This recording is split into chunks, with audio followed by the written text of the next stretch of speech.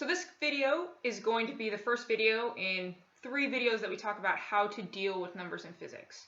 So in this video, we're going to be talking about the difference between exact numbers and measured values and how you report those. Okay, so exact numbers. Exact numbers, anything that you get from counting or from definitions are exact numbers. So if I have 9 soccer balls sitting on the ground, I have exactly 9. Okay, or if I have a definition like light travels at exactly 299,792,458 meters per second. Okay, or like if you have the metric prefixes, those are definitions. 1 kilometer is going to be exactly 1,000 meters. Okay, so those are all exact numbers, and exact numbers have infinite precision. So we do not need to write out all the decimal points. It would go on forever.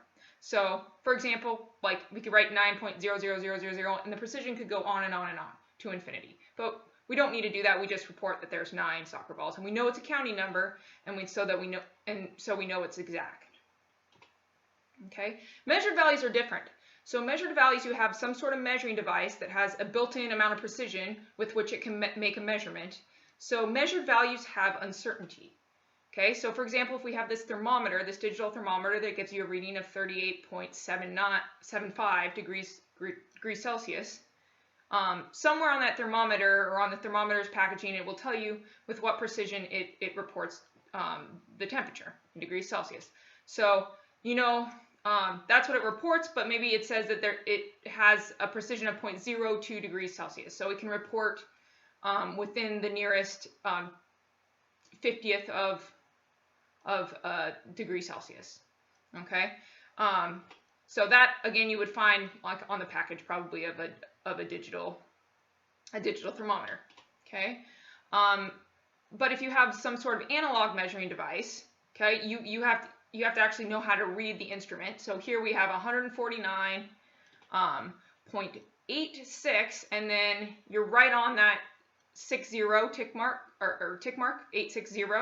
So you report 149.860 grams, and your uncertainty is 0.001 grams. Okay, so your uncertainty there is like 1 decimal place beyond what you can actually physically measure with a tick mark, and that's true for taking measurements with these non-digital devices. Okay, you're going to estimate 1 decimal beyond what you can physically measure with a tick mark. So you have the 0.86 tick mark, so then you estimate, okay, I'm going to estimate that 0.860, that I'm right on that tick mark. Okay, so this is how we would report those measurements, including the uncertainty. 38.75 plus or minus 0.02 degrees Celsius for the thermometer. And what that means is that temperature lies somewhere between, we know that the actual value lies somewhere between 38.73 and 38.77 degrees Celsius. And for our mass, whatever mass we were measuring with our balance, we know that its mass is between 149.869 grams and 149.871 grams. Okay, it's in that range somewhere. Okay.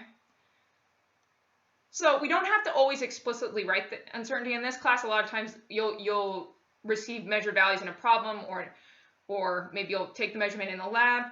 So we're not always going to explicitly write the uncertainty. It will be implied. So if we were to measure this, I don't know what it is, like a wooden rod with this ruler that has markings every centimeter, we would report this length as 4.5 centimeters. Okay, we don't know it to any more precision than that.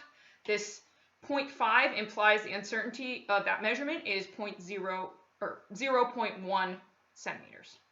Okay. However, if we had a better ruler that could give us more precision, then we would report that the length is 4.55 centimeters. We actually have the 4.5 tick mark, so then we estimate that it's halfway between the 0.5 and 0.6. So I'm going to report 4.55 centimeters, and that implies that that uncertainty is in the hundredths place. Okay. So reporting the correct number of digits is going to convey the precision of your measured value. So the key takeaway is pay attention to the number of digits you report when making measurements. The number of digits you report does matter, okay, and it conveys some of the precision. It conveys the precision of the measured value. Okay. that's all I have for you. So thanks for watching, and make sure to watch the next video in the series.